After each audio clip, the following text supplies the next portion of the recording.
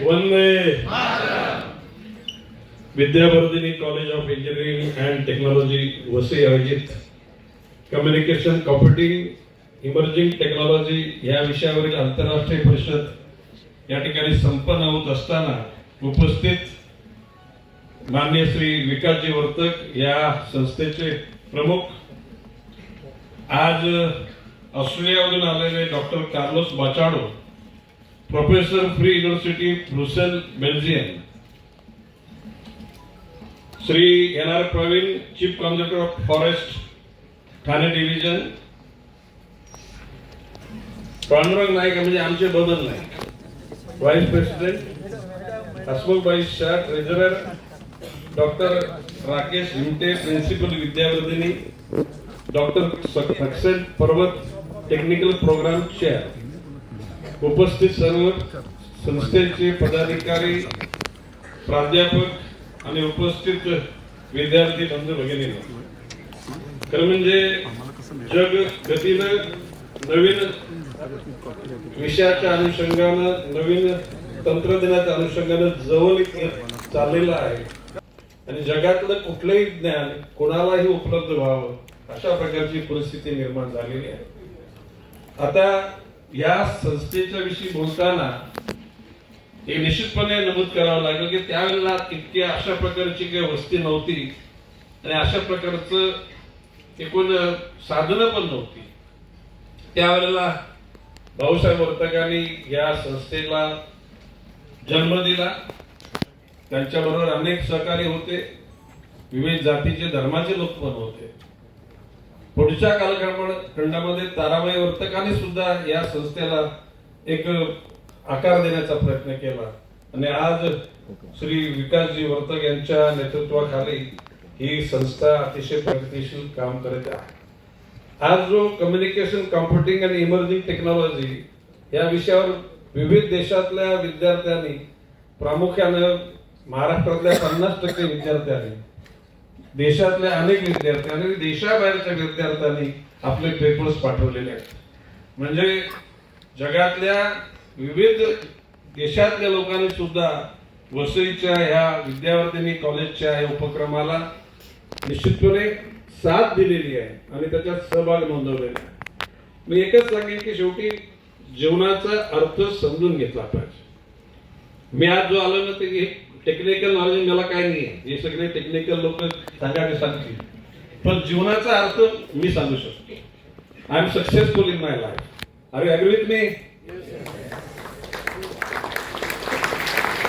See, one thing is that someone must understand what is meaning of life. जीवनाचा अर्थ समजून घेताना जीवन हे 4 टप्प्यामध्ये विभागलेलं आहे. बालपण, तारुण्य, प्रौढत्व आणि ज्येष्ठत्व. आता मी ज्येष्ठत्वाच्या सीमेला आहे. I cross 75. Mister Carlos, I am 75 plus. Okay, so centre idea should that live and let live, जिओ और जेने दो, जगा आणि दुसऱ्याला जगू द्या. हे जीवनाचा मूल मंत्र असला की माणूस जीवन जगताना फार आनंदात जगतो. फार पैसे लागतात का जगण्यासाठी? मी तुम्हाला विद्यार्थ्यांना विचारतो, is there requirement of huge amount of money? Is there? Definitely.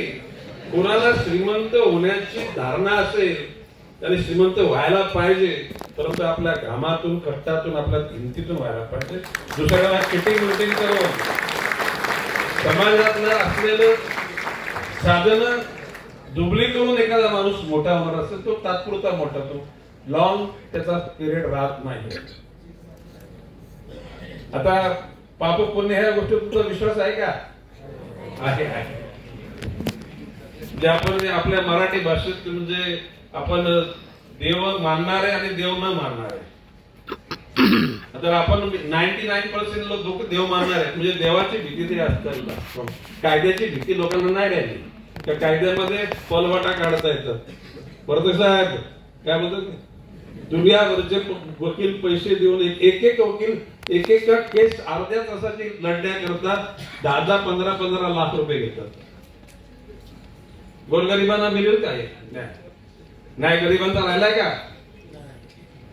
मग 10-15 लाख रुपये अर्ध्या तासाचे घेणारे वकील गोरगरिबांना उपलब्ध होऊ शकत नाही. कारण म्हणून morality is a base of life.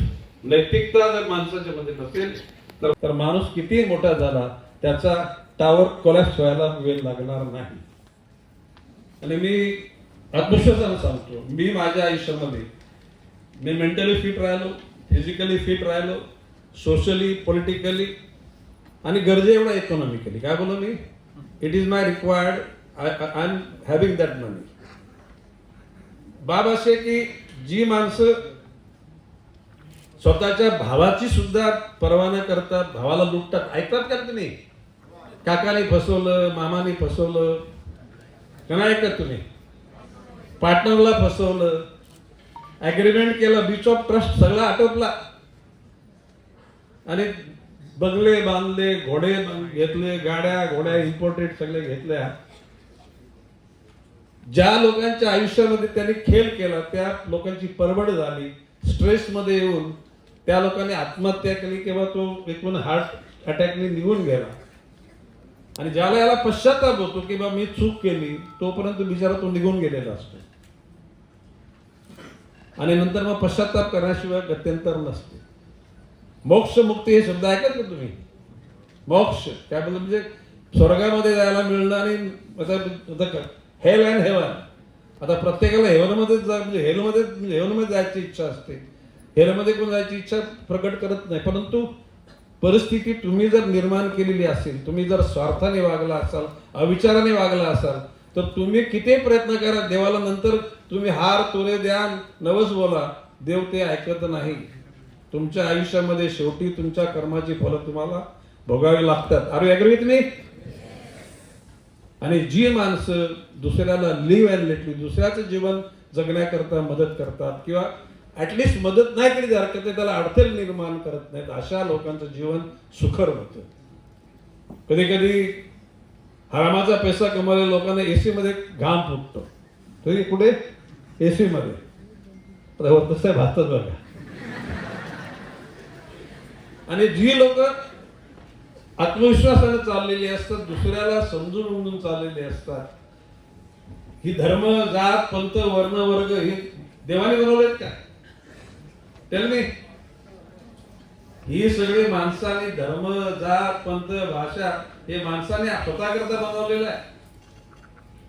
आणि अशा या परिस्थितीमध्ये धर्माच्या नावाने भिंती, जातीच्या नावाने भिंती, भाषेच्या नावाने भिंती, शेजारचा कोण माझ्या जातीचा नाही, माझ्या धर्माचा नाही, माझ्या गावचा नाही, माझा शिवचा नाही, म्हणजे परकेपणा वाटायला सुरुवात होते का नाही? हे अशा वातावरणामध्ये तुम्हाला आनंद वाटतो का? I am calling students, are you happy with it? आणि म्हणून लक्षात की जीवन जगायचं असेल तर माणसाने माणसावर माणूस म्हणून प्रेम करा. त्याचा धर्म, जात, पंथ बघू नका. गुड क्वालिटीज असतील तर त्या माणसाला तुम्ही आपलं करा. आपला स्वतःच्या धर्माचा, जातीचा, पंथाचा, नात्या गोत्याचा असं नालायक असेल तर त्याचं गुणगान करायचं नाही. त्याला सुधारण्याचा प्रयत्न करायचा, पण नाही सुधारला तर त्याला ऍसोलेट करून टाकायचं. आज मी आलो या टेक्नॉलॉजीचं काम ते दुसरे करतील. मी तुम्हाला या गोष्टी सांगायला आलोय. मी माझ्या जीवनामध्ये सक्सेसफुल आहे. तर तुम्ही सगळे एक आता त्याला आधुनिक विचारसरणीचे विद्यार्थी आहेत. मी माझ्या आयुष्यामध्ये पॉलिटिकली, सोशली आणि इकॉनॉमिकली सुद्धा मी सक्सेसफुल आहे. For your information, Dhirubhai Ambani was my friend, Mukesh Ambani is my friend, Anant Ambani is my friend, Gautam Adani is also my friend. I have got friendship with all industries. परंतु त्याच्यामध्ये क्रिकेटच्या लोकांशी माझी दोस्ती आहे, ऍक्टर लोकांशी. सलमान खानला लोक सलमान गाडीत असेल तर हात करतात ना, सलमान मी गाडीत असेल सलमान माझे हात मिळवतो. हा फरक आहे. आणि ते काय गणेश नाही काय फार म्हणजे चाकू, सुरे, तलवार, भालेभरचे पैसेवाला म्हणून नाही. तुम्ही तुमच्या जीवनाची विचारसरणी अशी ठेवा की सर्वांना तुमच्या विचारसरणी समोर नतमस्तक व्हायला लागेल. पैशासमोर, गुंडागर्दी, दादागिरी समोर नाही. आणि ते शस्त्र नाही. जगाच्या पाठीवर प्रेमाचं शस्त्र, हे शस्त्र जगाच्या पाठीवर अनन्यसाधारण शस्त्र आहे. चाकू, सुरी, तलवार, भालेभरच्या, न्यूक्लिअर बॉम्ब वगैरे हे आहेत, परंतु त्याने तुम्हाला जगाच्या पाठीवर राज्य करता येणार नाही. जगाच्या पाठीवर राज्य करायचं असेल ते प्रेमाचं शस्त्र आहे. वर्धक साहेब, तुम्ही मला आज बोलवलं, विद्यार्थ्यांशी बरोबर हितगुज करायची मला संधी दिली, त्याबद्दल मी तुमचा पहिला आभारी आहे. भविष्य काळामध्ये काय अडचण आली, there is no problem. You change the angle, change the channel, change the level. या 3 गोष्टी तुम्ही बदला. प्रत्येक गोष्टीचं सोल्युशन बाजूला असते. जगाची समस्या निर्माण होण्यापूर्वी त्याचं सोल्युशन बाजूला असतं. प्रत्येक येणारं संकट तुम्हाला आजमावायला असतं. संकट आलं, काही समस्या आली तर घाबरून जायचं नाही. अतिशय धीरोदात्तपणानं, संयमानं त्याला सामोरे जायचं, त्याच्यातून मार्ग निघतो. आणि जर कोणाला काय अडचण असेल तर गणेश नाईकला तुम्ही कॉन्टॅक्ट करा. Ganesh Naik is in your service always. जय हिंद, जय महाराष्ट्र.